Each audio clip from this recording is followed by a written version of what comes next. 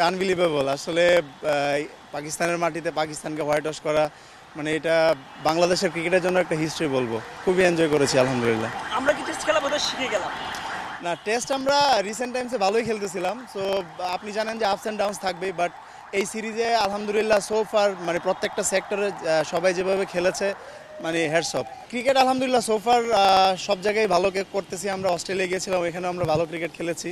তো পাকিস্তানে আলহামদুলিল্লাহ অনেক ভালো খেলেছে। তো সোফার ভালো হচ্ছে।